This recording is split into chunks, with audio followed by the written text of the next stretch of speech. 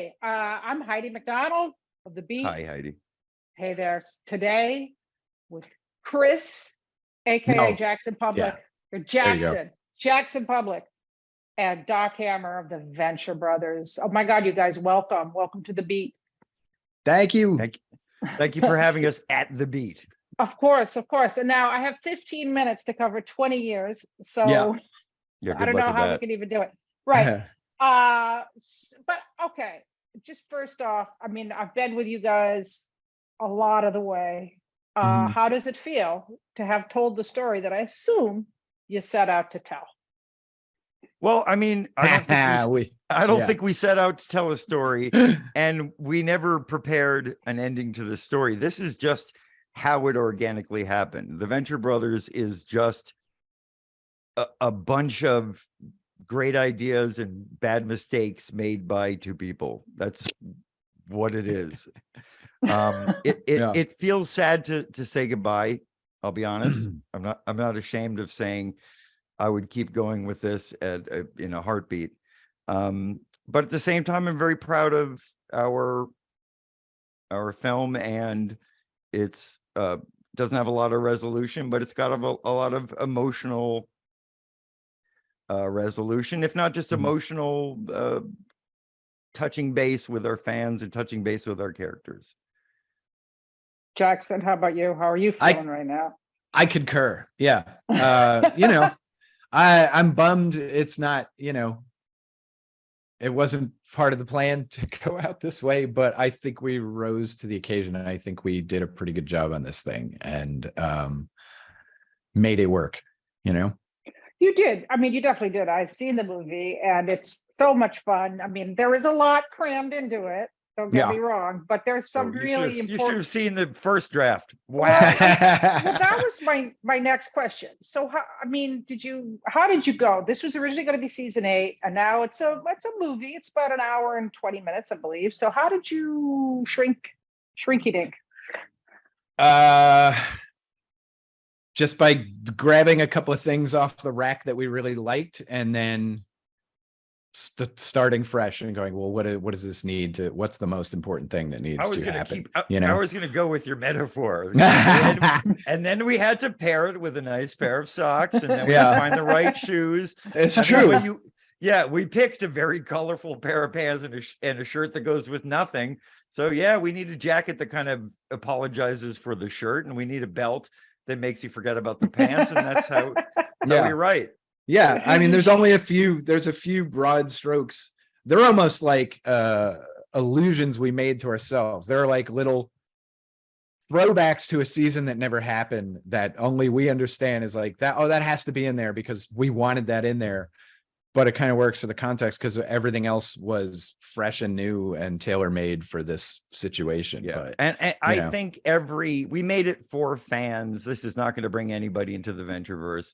Yeah, this was really, and I think anybody that watches it isn't go, wow, they wait till the last episode to flesh out Brick Frog. It's like there are so many weird Venturian.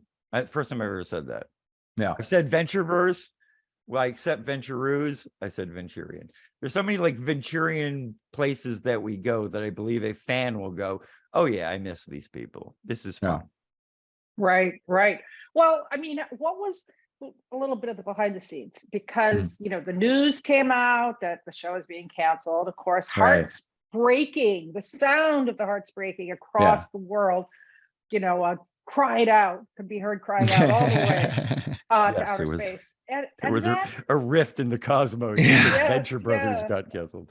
But then there was this tweet of hope, from saying, we still want to work with you. So what really happened?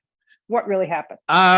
We got canceled in March of 2020, and we just were not supposed to talk about it for a while. And immediately they said, do you want to talk about doing this through Warner Home Video and doing a sort of last hurrah long form special? And we were like, yeah. And then it just takes a long time to lock down a deal, So I don't know, at some point it started leaking out that we were canceled, and I felt compelled to answer it. And I think Ken Plume blew the lid off of it, either by accident or on purpose, or maybe I responded to a comment that he made or something on Twitter.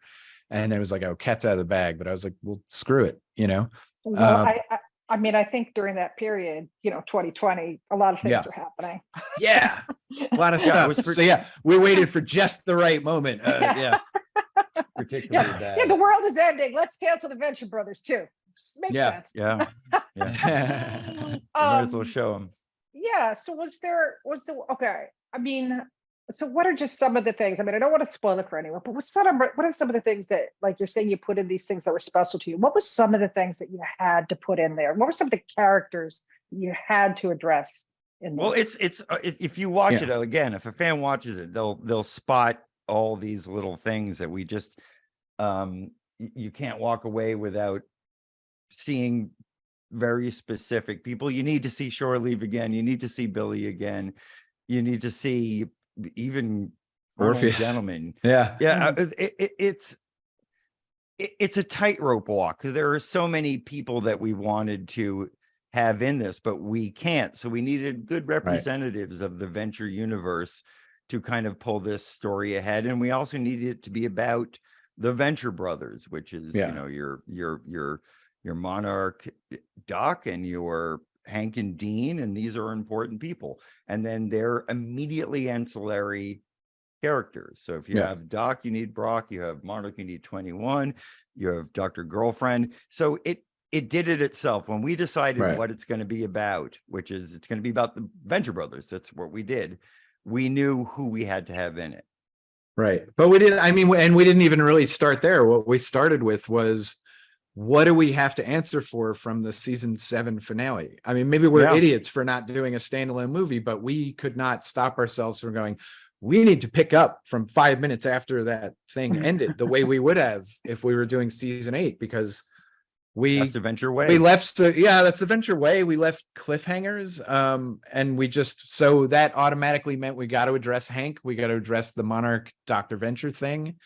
And we need to resolve what happened between Hank and Dean. Those were the most important things. And then the other plot machinations and the mysterious new villain woman and the helper pod and all that stuff.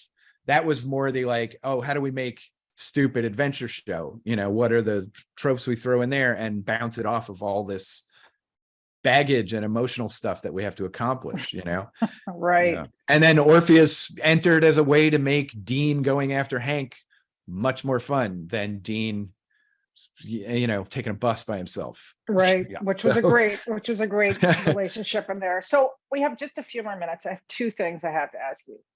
One of them, I'm sure you can't answer in 5 minutes, but neither of them. This Venture Brothers was a show about toxic masculinity. And without giving too much away, this movie does sort of address the female element in it, but it's still, it's a boy's world. I mean, was that on purpose is what I'm asking. Well, you're so correct, because you want to say it's a man's world. It is not. It's a boy's world.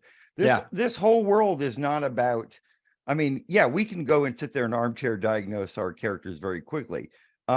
Doc he's a narcissist. I mean, he was made that way by his father, and it's a horrible fucking thing that is real, and we have to deal with it in government. I mean, it's a real thing.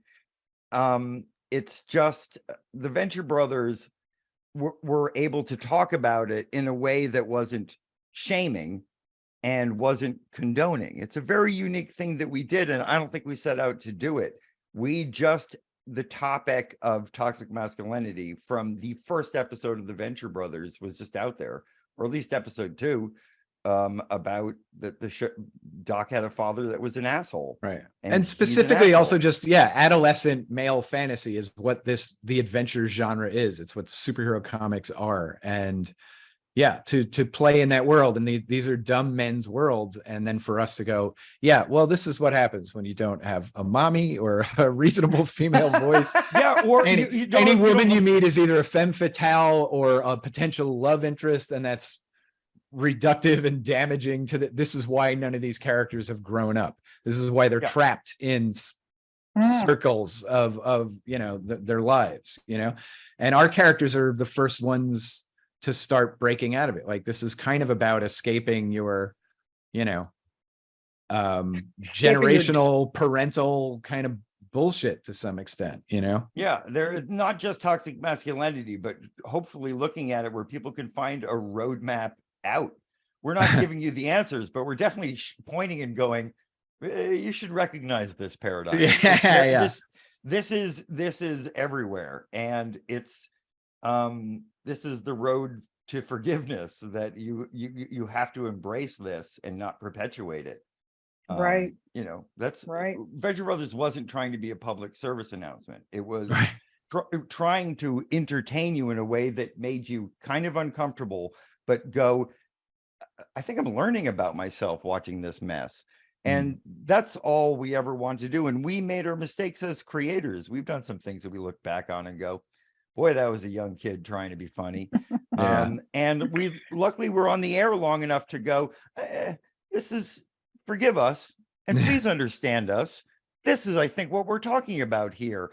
And our viewers just go, yeah, I think that is what we're saying. And we talked about topics that were horrifying to people. We had a lot of gender issues in our show that were handled in this David Bowie casualness of just like, people have gender problems. It's just, that is just who we are. They're not frightening. They're not weird. They're just something that happens. And I feel that ultimately, but the other people engaging in the world, in this like stupid boys world, are the ones who go like, I don't know about that. And those are realities. We've very much lampshaded our ideas like idiots the whole time. I mean, Monarch has a big speech where he calls somebody a retard. Somebody immediately goes, we don't say that. And then a Monarch goes, but I'm a villain. This is what I say. Right. Like, like we literally put it out there to the thing, like don't look at the Monarch as anything but a moron villain. He's not, he's going to say he's not the worst thing. Also, he just murdered 6 guys. That's awful too, right? That's awful too. Yeah. Like apparently murdering doesn't matter to you guys. But we said a lot of things out loud where people could go, shit, the Monarch's an asshole.